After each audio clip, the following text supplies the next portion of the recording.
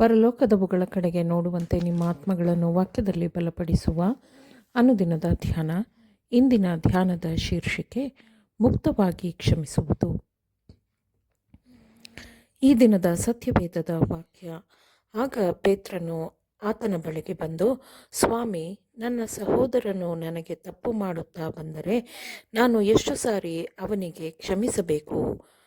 7 ಸಾರಿಯೋ ಎಂದು ಕೇಳಲು, ಯೇಸು ಅವನಿಗೆ 7 ಸಾರಿ ಎಂದಲ್ಲ, 770 ಸಾರಿ ಎಂದು ನಿನಗೆ ಹೇಳುತ್ತೇನೆ ಅಂದನು. ಮತ್ತಾಯ 18ನೆಯ ಅಧ್ಯಾಯ 21 ಮತ್ತು 22ನೆಯ ವಚನಗಳು. ಮನುಷ್ಯರು ಒಬ್ಬರನ್ನೊಬ್ಬರು ನಡೆಸಿಕೊಳ್ಳುವಂತೆ ವರ್ತಿಸುವಂತೆ ದೇವರು ಮಾನವ ಕುಟುಂಬವನ್ನು ನಡೆಸಿಕೊಂಡಿದ್ದರೆ ನಾವು ನಾಶವಾಗಿ ಹೋಗುತ್ತಿದ್ದೆವು. ಆದರೆ ಆತನು ದೀರ್ಘಶಾಂತನು, ಕೋಮಲವಾದ ಕೃಪೆಯುಳ್ಳವನು, ನಮ್ಮ ಪಾಪ ಅಪರಾಧಗಳನ್ನು ಕ್ಷಮಿಸುವವನು ಆಗಿದ್ದಾನೆ. ನಾವು ಆತನನ್ನು ಪೂರ್ಣ ಹೃದಯದಿಂದ ಹುಡುಕಿದಾಗ ಆತನು ನಮಗೆ ಸಿಗುತ್ತಾನೆ.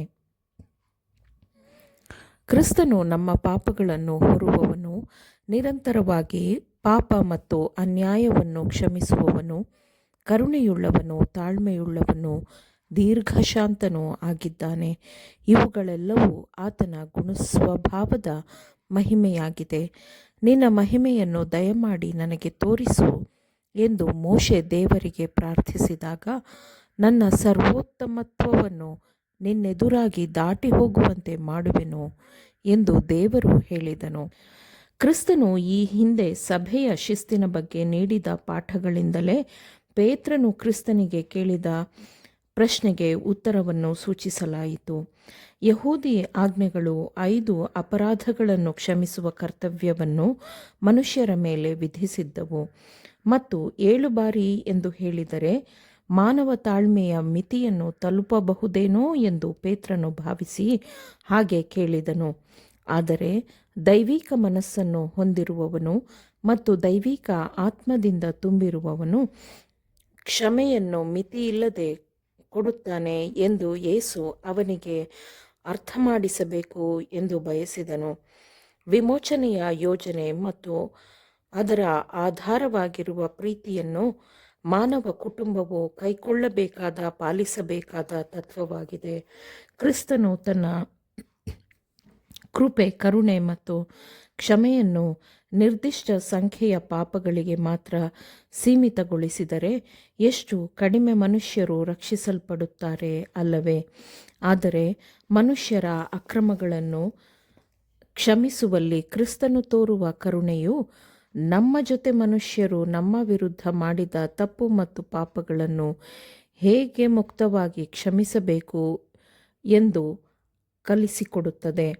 ಆ ಸಮಯದಲ್ಲಿ ಶಾಸ್ತ್ರಗಳನ್ನು ಅರ್ಥೈಸಿ ಹೇಳುತ್ತಿದ್ದವರು ಮಾಡುತ್ತಿದ್ದ ನಿಯಮಗಳು ಮತ್ತು ಮಾದರಿಗಳಲ್ಲಿ ಕಲಿಸಲಾಗುತ್ತಿದ್ದ, ಅಭ್ಯಾಸಿಸುತ್ತಿದ್ದ ತಪ್ಪು ತತ್ವಗಳನ್ನು ಸರಿಪಡಿಸಲು ಕ್ರಿಸ್ತನು ತನ್ನ ಶಿಷ್ಯರಿಗೆ ಈ ಪಾಠವನ್ನು ಕಲಿಸಿಕೊಟ್ಟನು.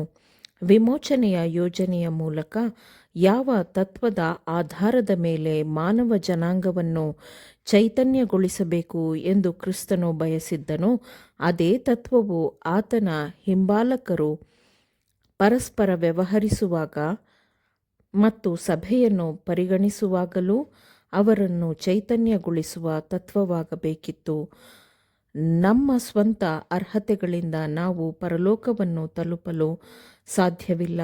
ಆದರೆ ತೃಣಕ್ಕೂ ಸಮಾನರಲ್ಲದ ನಮ್ಮ ಮೇಲೆ ತೋರಿಸಲ್ಪಡುವ ದೇವರ ಅದ್ಭುತವಾದ ಕರುಣೆ ಮತ್ತು ಸಹಿಷ್ಣುತೆಯ ಮೂಲಕ ಮಾತ್ರ ನಾವು ಪರಲೋಕವನ್ನು ತಲುಪಲು ಸಾಧ್ಯ ಎಂಬ ಅಂಶವನ್ನು ನಮ್ಮ ಮನಸ್ಸಿನಲ್ಲಿ ಮೂಡಿಸುವುದು ಆ ಪಾಠದ ಉದ್ದೇಶವಾಗಿತ್ತು.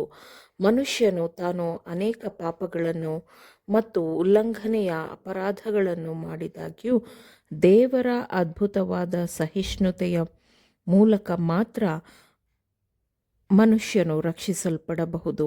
ಆದರೆ ದೇವರ ಕರುಣೆಯಿಂದ ಆಶೀರ್ವದಿಸಲ್ಪಟ್ಟವರು ದೇವರ ಕುಟುಂಬಕ್ಕೆ ಸೇರಿದವರ ಕಡೆಗೂ ಅದೇ ಸಹಿಷ್ಣುತೆ ಮತ್ತು ಕ್ಷಮೆಯ ಮನೋಭಾವವನ್ನು ತೋರಿಸಬೇಕು. ಆಮೇನ್. ದೇವರ ವಾಕ್ಯಗಳನ್ನು ಶ್ರದ್ಧೆಯಿಂದ ಆಲಿಸುವವರು ಮಾತ್ರವೇ ಆಗಿರದೆ ಪಾಲಿಸುವವರೂ ಆಗಬೇಕೆಂದು ನಿಮ್ಮನ್ನು ಉತ್ತೇಜಿಸುತ್ತೇನೆ. ಪರಿಶುದ್ಧಾತ್ಮನ ಸಹಾಯದಿಂದ ಆಲಿಸಿದ ನಿಮ್ಮೆಲ್ಲರಿಗೂ ಧನ್ಯವಾದಗಳು. ಮತ್ತೆ ದೈನಂದಿನ ಧ್ಯಾನಕ್ಕಾಗಿ ನಾಳೆ ಸಂಧಿಸೋಣ. ಆಮೇನ್.